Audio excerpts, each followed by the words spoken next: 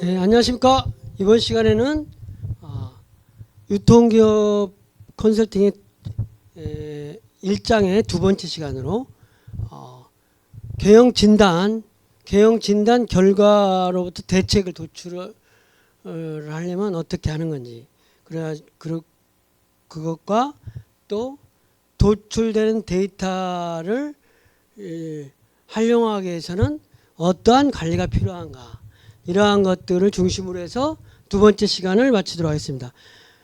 진단 결과로부터 대책을 도출하는 어떤 앱으로부터 정보를 외부 어떤 정보를 수집했다면 그 분석을 해야 되는데, 분석하는 방법 중에서 여러 가지 분석 방법이 있겠지만 여기에서 지금 이야기하려고 하는 스와트 분석, 스와트 분석이 가장 일반적으로 많이 사용되는 분석이에요. 그래서 스와트는 여러분들이 많이 경영학 대학에 들어와서 많이 이 과목 저 과목을 배우면서 많이 들어봤겠지만 조금 더 자세히 설명하자면 스와트는 강점, 약점, 기회, 위협, 이런 요인을 분석을 통해서 대책을 도출하는 것이다. 근데 강점과 약점은 보통 내부적으로 나의 강점, 우리 회사의 강점, 우리 회사의 약점, 나의 약점, 이런 부분을 분석하는 거고, 기회와 위험 요인은 환경적인 부분으로 어떤 경영 환경이 기회 요인인가, 그리고 이번 환경이 위협한 환경 요인은 어떤 것인지, 이러한 부분이 어떤 그 위협 요인이겠죠. 그래서 스와트 분석의 스와트는 강점의 스트렝스, 약점의 위크니스, 오퍼니티의 기회, 트레트의 위협, 그래서 SWOT, 스와트 분석이라고 많이 한다. 그래서 이 스와트 분석은 여러분이 사실 이제 경영 분석을 이게 아니래도 여러분들이 어떠한 분석이라든지 대책을 세운다든지 이렇게 할 때 개인적으로도 많이 활용할 수가 있는 것이죠. 그래서 스와트 분석은 기업의 강점이나 약점과 외적인 환경의 기회와 위협을 의미하는 어떤 문자의 복합으로서 스와트 분석은 외적인 환경의 기회와 위험 요인을 분석하고 내적인 기업의 강점과 약점 간의 최선의 적합한 어떤 그 방향을 연결하려고 하는 시도다. 그러니까 환경의 기회와 위험 요인과 기업 내부의 강점과 약점을 적절하게 활용해서 어떤 그 좀 더 나아갈 수 있는 대책을 수립하려고 하는 활동이다, 이렇게 보시면 되겠습니다.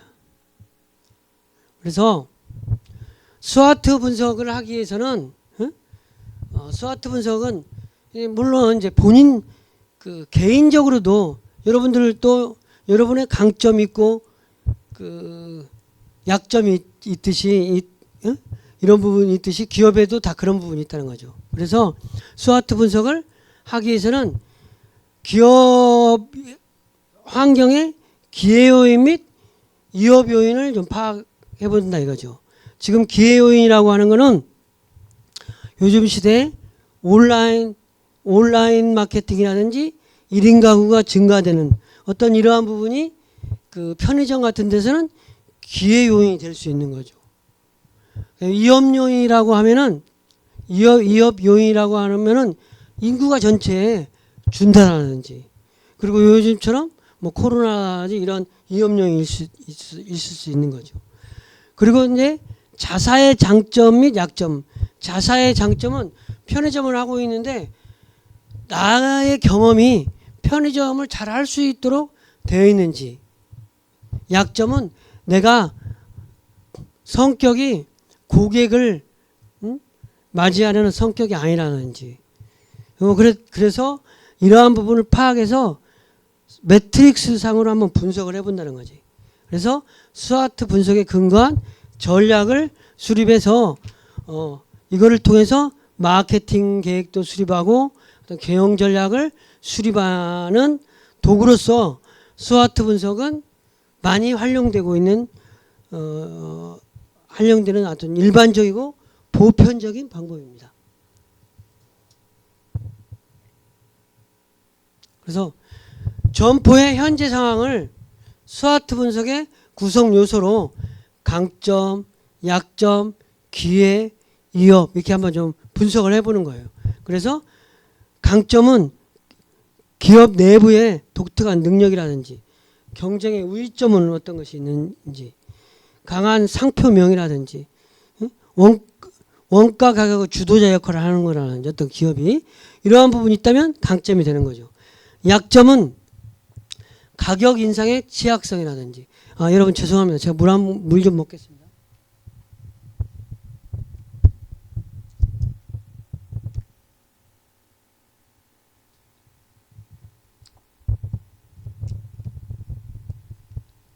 약한 재무관리 능력이라든지 낮은 제품 개발력이라든지 마케팅 능력이 어떤 회사가 부족하다든지 이러한 거는 약점이 되는 거죠. 그리고 이제 환경적으로 기회는 새로운 시장에서의 성장 요인이라든지 세계적으로 확장이라든지 펫 상품이라든지 이런 거는 되게 확장 일로에 있는 거죠. 신제품 개발을 잘하는다든지 새로운 서비스라든지 품질 개선 이런 기회 요인이 되는 거고 위험 요인은 새로운 경쟁자가 출현했다든지 그다음에 제품 원가가 올랐다든지 원유가가 급등했다든지 뭐 이런 게 있잖아요. 그러면 전기세가 올랐다든지 아니면 그 원자재 가격이 상승할 수도 있죠. 그리고 기술의 변화가 됐다든지 수입된 대체품이 나왔다든지 우리나라에서는 인건비가 비싼데 중국에서 수입한 상품은 인건비가 3분의 1 막 이렇게 되니까 어떤 경쟁력이 있을 수 있는 거죠. 그래서 이러한 부분을 스와트 분석의 구성 요소는 강점, 약점, 기회, 위협 이렇게 나눠볼 수 있는 것입니다. 그런 각도로서 롯데백화점을 예를 들어서 강점, 약점, 기회, 위험 요인을 보면 뭐 항상 이거는 항상 그렇다는 건 아닌데 강점은 국내 최고의 브랜드 인지도가 있다든지 상품 구색되고 구색이 1위라든지 약점은 온라인에 비해 뒤처져 있는 온라인 쇼핑망이라든지 직원들에 대한 보상 체계가 좀 미흡하다든지 다른 경쟁점에 비해서 기회 요인은 경기 회복으로 인한 소비 심리가 완화됐다든지 위협 요인으로는 경쟁사와 치열한 경쟁이라든지 홈쇼핑이라든지 할인점 이런 인터넷 쇼핑몰이 성장했다든지 이런 거가 위험 요인일 수 있는 거죠. 백화점으로서는 이렇게 분석을 해본 것처럼 여러분들이 이제 삼육대학교니까 삼육대학교에서 가장 많이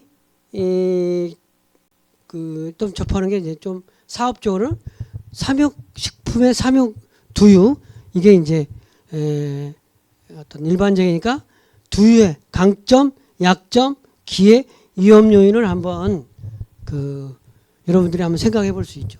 강점이라고 하면은 삼육의 강점은 어떤 친환경적인 두유를 국내산이라든지 어떤 친환경적으로 재배할 것 같잖아요.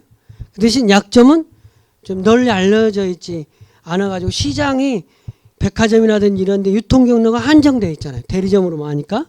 그리고 기회 요인은 건강을 생각하는 사람들이 많아서 우유, 두유의 소비량이 늘어난다는 부분. 위협 요인은 또 어떤 거 있을까? 채널이 인터넷 채널이라든지 이런 부분을 하자고 대리점 위주로다 보니까 이런 부분이 위협받을 수도 있는 거죠. 어찌됐든 이게 이제 제가 분석을 삼육두유에 대해서 잘 알지 못하니까 이렇게 분석했는데 여러분들이 관심을 가지고 한번 이런 부분을 한번 곰곰이 생각해보고 분석을 해볼 필요가 있을 것 같습니다. 그 다음에 경쟁점의 강점이나 약점과의 조합으로 새로운 전략을 수립하는 거다. 강점은 항상 유지하고 활용한다. 약점을 극복한다. 기회는 살리고 새로 진입하려고 한다. 이업을 기회로 바꾼다. 개인도 마찬가지예요. 개인도. 여러분들도 우리가 성격에 장점이 있으면 장점은 극대화시키는 전략. 그다음에 약점은 조금 더 줄이고 보완하는 전략. 이렇게 해서 우리의 성격이라든지 이런 부분을 감안해서 또 취직을 내가 장점을 잘 극대화할 수 있는 업태나 업종으로 간다든지 내 단점을 보완할 수 있는 방법으로 취직을 한다든지 이렇게 할 수 있는 것처럼 이렇게 어떤 강, 약, 기회, 이업 요인을 활용하는 방법에 따라서 다르다 이거지. 강점을 유지하고 활용하고 약점은 극복하려고 노력하고 기회는 살리려고 새로 시장 개척하고 조금 더 새로운 방향으로 진출하려고 하고 이업 요인은 이업한 상황을 기회 요인으로 바꾸려고 노력하고 이러한 부분으로 어떤 그 환경을 변화시킬 수 있는 방향으로 새로운 전략을 수립하는 것이 필요하다 이렇게 말씀드릴 수 있겠습니다. 그다음에 내부 분석과 외부 분석 결과를 조합하여 검토한다.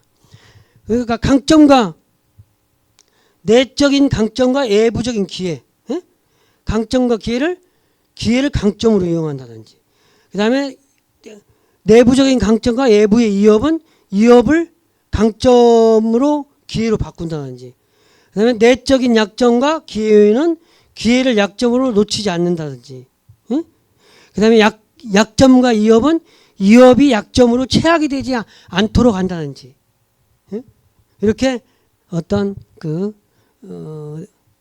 조합을 통해서 좀 바꿀 수가 있다라는 거죠. 그래서 현재 상황의 결과로부터 다양한 방향성을 도출할 수 있다는 거죠. 그래서 강점과 약점으로 보자면 강점을 유지하고 보다 활용하고 약점을 극복하고 약점과 경쟁점은 강점을 희석시킨다는 거지. 그 다음에 강점과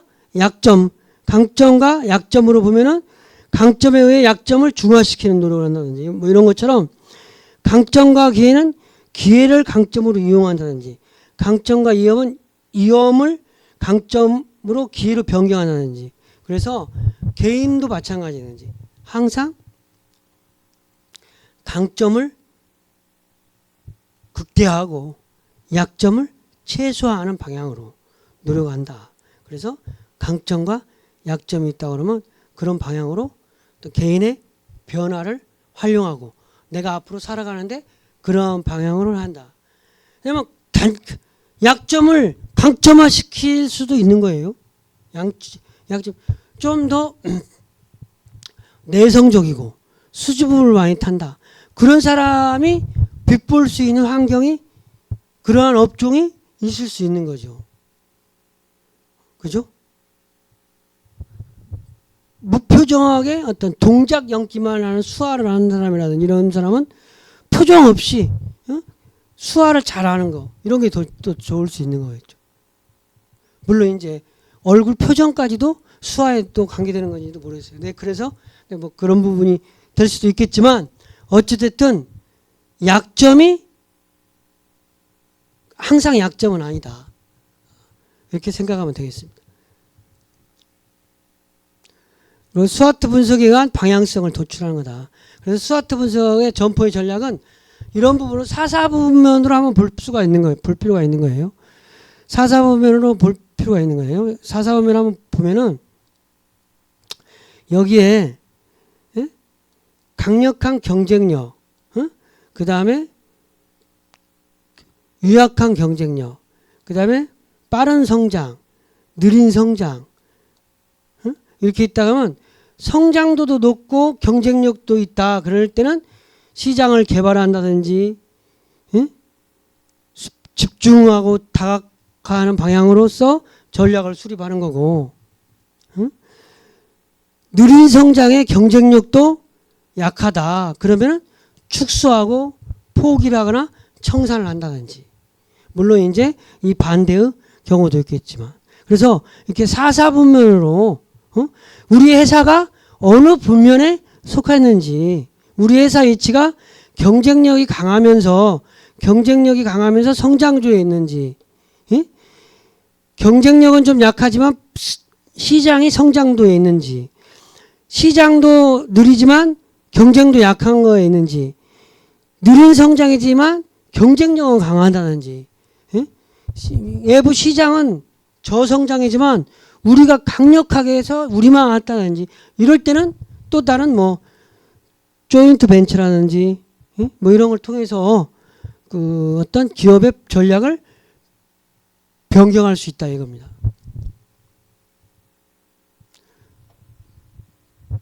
경영 진단을 해서 이제 경영 진단 스와트 분석도 하고 뭐 이렇게 하는데, 여기서 경영 진단에서 숫자가 중요한 이유는 모든 거는 조속한 표현이지만 돈으로 말해주는 거잖아요. 계속 기업을 하고 있다. 이거는 수익을 계속 내고 있다. 수익이라는 건 뭐예요? 현금 흐름을 플러스로 창출하고 있다. 이거 현금 흐름이 플러스 된다는 건 돈이 벌리고 있다. 돈이 벌리는 거가 얼마만큼 벌리느냐. 그게 돈의 숫자라는 거죠. 그런 것처럼 숫자 하나가 기업 경쟁력은 숫자로 표현하는 거다 이거지. 숫자로. 그러면서 숫자가 중요하다. 이제 여기에서는 숫자 하나가 기업 경쟁력을 좌우한다고 표현인데, 경영에서 가장 중요한 것은 숫자다. 뭐 이거는 이제 닛산 자동차를 1년 만에 흑자 기업에서 적자의 흑자로 재탕생시킨 카를로스 고니 털어놓은 닛산 자동차의 회생의 비결을 보면은, 성공하려면 목표를 구체적인 숫자로 만들고 실행 여부를 숫자로 점검하는 숫자 경영이 필요하다. 이렇게 얘기했다고 그래요. 그러니까 모든 거를 숫자로 말한다. 근데 사실은 숫자가 그만큼 기업에 있어서는 수치, 월급, 이게 현금 흐름 뭐 이런 게 중요하다 보니까 이거를 수의 흐름이라고 그러는 거죠. 그래서 숫자가 말로 서류에 번들어한 말보다 실질적으로 캐시플로의 현금 흐름이 얼마만큼 돈을 벌 수 있느냐, 이게 중요하다는 거죠. 매출액이 잘 될 것 같다 이거보단 매출액이 500만 원 오를 것 같습니다 라고 말하는 거. 이익금이 1억 달성하겠습니다. 이익이 증가될 것 같습니다. 이거보다 이익금이 1억 될 것 같습니다. 이게 더 효율적일 것 같고 목표적 지향적일 것 같고, 이러한 숫자적인 것이 경영진단에서 되게 어떤 그 문화적인 거, 말로 표현하는 것보다 중요하다 이런 걸 얘기하는데, 뭐 이제 그거는 꼭 그렇지만 문화가 잘 돼 있으면 저절로 숫자가 따라오기도 할 수 있는 거예요. 사람이 동기부여라는 게 있잖아요. 사람은 칭찬은 고래도 춤추게 한다. 뭐 이런 말도 있듯이, 어떻게 종업원들을 대하느냐에 따라서 숫자 얘기를 하지 않아도 그 종업원들이 돈을 벌어주는 거야. 근데 결국은 돈 벌자는 거잖아요. 그런 의미에서 또 다른 어떤 숫자 얘기가 되는 거죠. 숫자에 강해야 이익과 직결된다. 점포의 하루 매출액은 얼마이냐, 고객은 몇 명이냐, 이런 것처럼 항상 매사에 분석하고 생활화를 숫자적인 개념으로 하는 것이 경영 분석적인 행위고 행동이라는 거죠. 숫자에 강해지면 점포의 이익과 직결된다.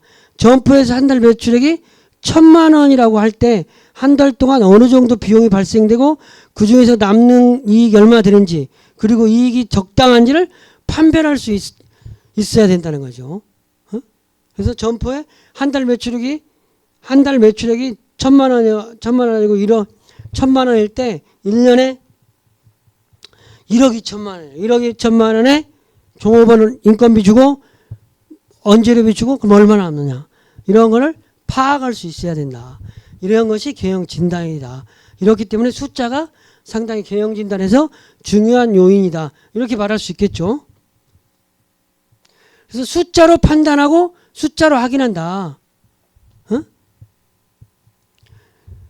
여기에서 매출이 좋지 않기 때문에 숫자로 파악할 형편이 아니다.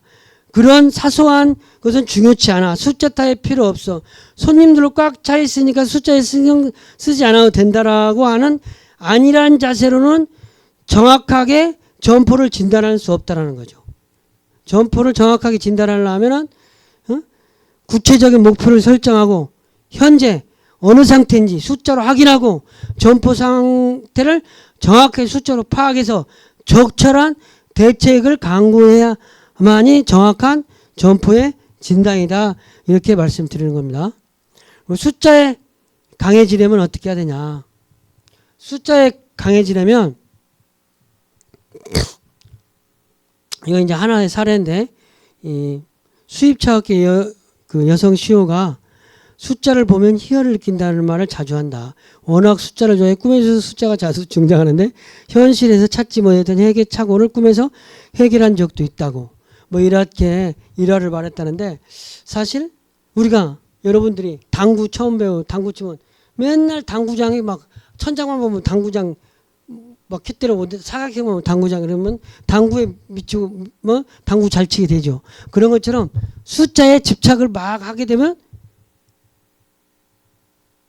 돈 벌 수 있다. 이런 거하고도 또 조금 이제 일맥상통. 그래서 이제 경영학과 이런 학생들을 또 다른 문과 학생들이 별로 안 좋아하는 게 맨날 계산적이다. 이해타산적이다. 그게 뭐야? 이렇게 숫자에 강해지려고 노력을 하다 보니까 본의 아니게 여러분들 경영학도 이런 분들이 계산적이고 이렇게 보일 수 있다는 거지. 어찌됐든 그게 중요한 게 아니고 숫자에 강해야 기업 경영을 할 수 있다. 경영을 제대로 파악할 수 있다. 이러한 거를 말씀드리는 거예요. 오해하면 안 됩니다. 그래서 숫자로 생각하고 숫자로 말하는 거 한번 대화를 한번 보자.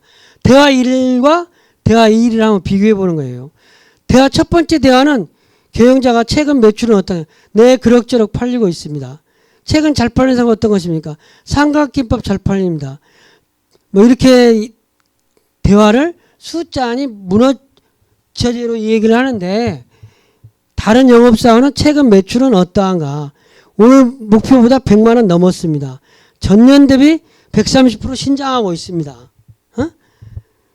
그 다음에 경영자가 경쟁도 만만치 않은 것 같은데 매출은 줄어들지 않았는가 이렇게 물어보니까 지난달에는 매출이 전년도 대비 10% 줄었지만 이번 달에는 전년 대비 10% 증가했습니다. 얼마나 경영자가 듣기 좋아하는 말이야. 그렇다면 다행히는 이번 달 목표는 꼭 달성해 주게. 네, 목표까지 200만 원 남았습니다. 남은 일주일 동안 막판 8정 활동으로 달성될 것이라고 생각합니다. 이렇게 말하면 경영자가 흐뭇하겠죠. 근데 이렇게 말하지 않고 그렇다면 오늘 매출 목표를 꼭 달성해 주게. 네, 열심히 하겠습니다. 이렇게 하니까 좀 밋밋해 보이죠. 어때요? 대화 1과 대화 2. 물론 꼭 대화 2가 무조건 다 언제나 무조건 좋다는 건 아니에요. 그렇지만 경영 진단의 방론에서는 이렇게 숫자로 말하지 않는 것보다는 이렇게 숫자로 생각하고 숫자로 말하는 것이 좀 더 효율적이고 합리적이다. 이렇게 말씀드리는 겁니다. 그러면 숫자 관리 능력을 키우려면 그럼 숫자가 중요한데 숫자 관리 능력을 어떻게 키우는 거냐. 첫 번째, 애매모호한 표현은 피하고 늘 숫자로 말한다. 숫자로. 오늘 기온이 따뜻하다 이렇게 아니라 오늘 온도는 27도입니다. 뭐 이렇게.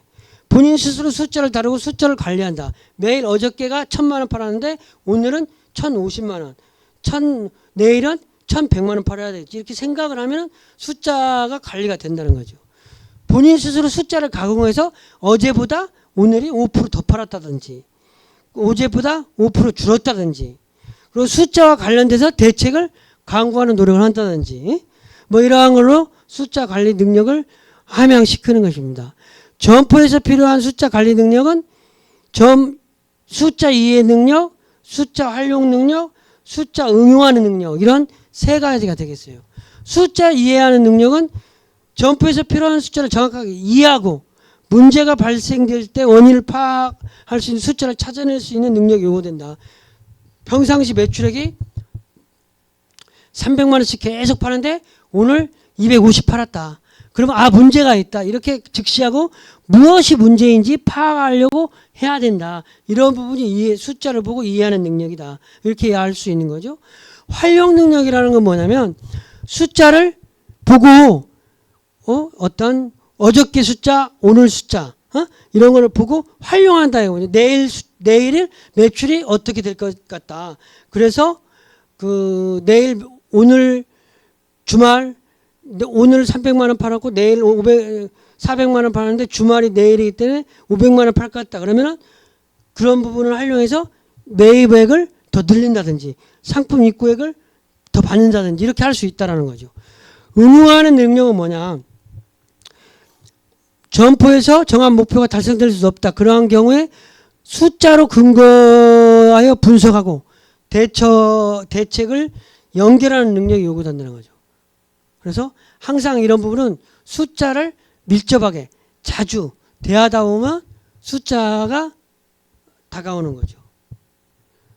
숫자에 민감하지 않다 보면 오늘 막 날짜도 민감하지 않는 거야. 오늘 그냥 오늘이 화요일인지만 알지 어떤 무슨 며칠인지 잘 모를 수도 있는 거죠. 오늘이 25일인지 며칠인지 모를 수 있는 거다 이거죠.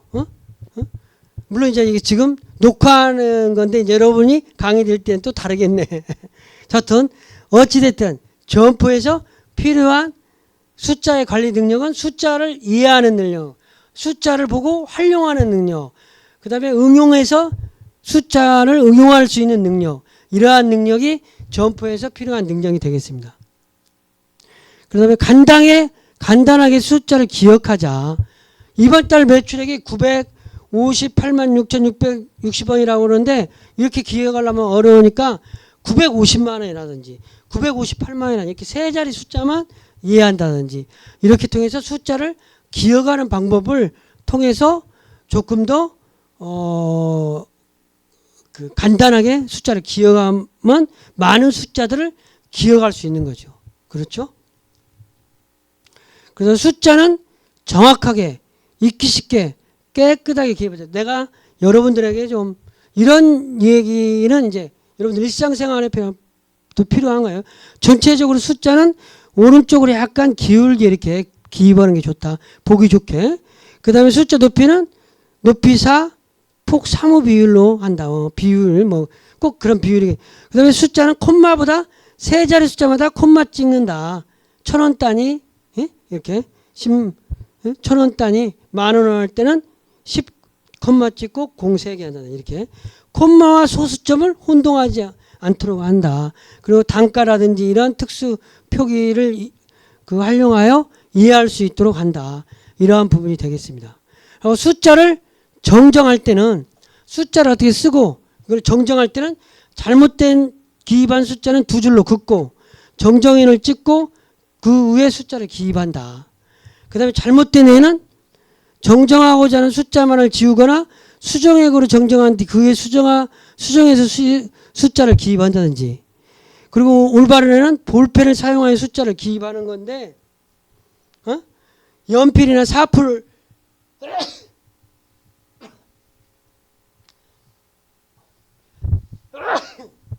연필이나 또는 샤프를 사용하여 흑색, 청색, 적색 위에 볼펜을 사용한 숫자를 기입하는 경우라든지 이런 것들은 잘못된 경우다. 잘된 경우, 잘못된 경우. 자, 이상으로 강의를 마치도록 하겠습니다.